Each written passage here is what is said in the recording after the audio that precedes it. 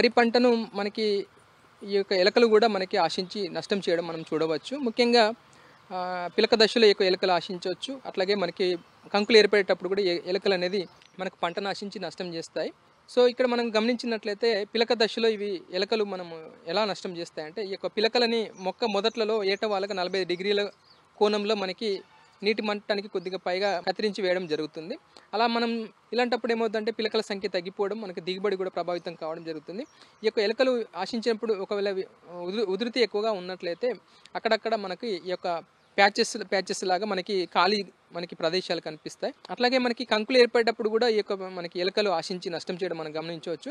ఇక్కడ కూడా మనకి ఈ యొక్క కంకులను కత్తిరించి వేయడం జరుగుతుంది.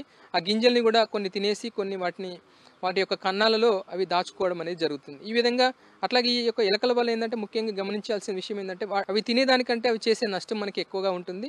ఈ విధంగా మనకి దిగుబడి అనేది ప్రభావితం కావడం జరుగుతుంది. ముఖ్యంగా పొలంలో గట్ల సంఖ్యను మనం చాలా వరకు తగ్గించుకోవాలి. గట్లు ఎక్కువగా ఉన్నట్లయితే వాటికి ఆశ్రయం అనేది మంచిగా ఉంటుంది కాబట్టి ఎక్కువ ఎలకల సంఖ్య అనేది మనకి ఎక్కువ ఉంటుంది. దానివల్ల మనకి నష్టం అనేది ఎక్కువ జరుగుతుంది.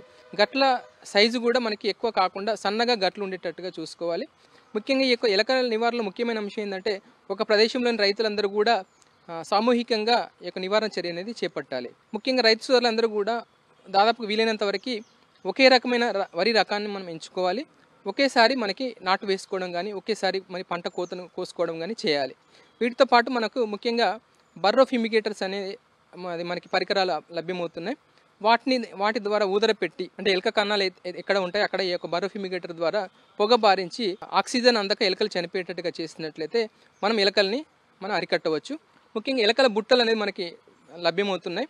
ఆ బుట్టలు పెట్టడం ద్వారా కూడా మనము ఎకరానికి 10 నుంచి 20 మనకి బుట్టలు పెట్టినట్టయితే ఆ బుట్టలలో ఎలకలు పడి మనకి ఎలకల వల్ల మనకి నష్టం అనేది తగ్గుతుంది. వీటితో పాటు రసాయనిక మందులు ముఖ్యంగా జింక్ ఫాస్ఫేట్ అనేది ముఖ్యమైనది.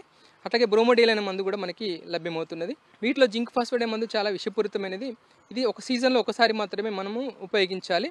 ఇక్కడ ఏంటంటే ముఖ్యమైన అంశం, జింక్ ఫాస్ఫేట్ వాడినప్పుడు ఎలకలు మచ్చిక చేసుకోవడం ఇంపార్టెంట్.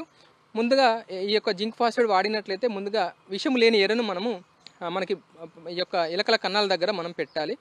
అక్కడ ముఖ్యంగా ఈ యొక్క జింక్ ఫాస్ఫేట్ ఉన్న విషపు ఎరలో ముఖ్యంగా 96 పాలు నూకలు కానీ బియ్యం కానీ ఉంటాయి. 2 పాలు నూనె, అట్లాగే 2 పాలు ఈ యొక్క జింక్ ఫాస్ఫేట్ విషయం అనేది ఇట్లా తయారు చేసుకొని దాన్ని ఒక 10 గ్రాములు పొట్లాలుగా కట్టి ఎక్కడైతే మనకి సజీవ కన్నాలు ఉన్నాయి, ఎలకలు నివాసం ఉండే కన్నాల దగ్గర యొక్క విషపు ఎరను మనం పెట్టినట్లయితే వాటి తిన్న తర్వాత ఎలకలు చనిపోవడం అనేది జరుగుతుంది.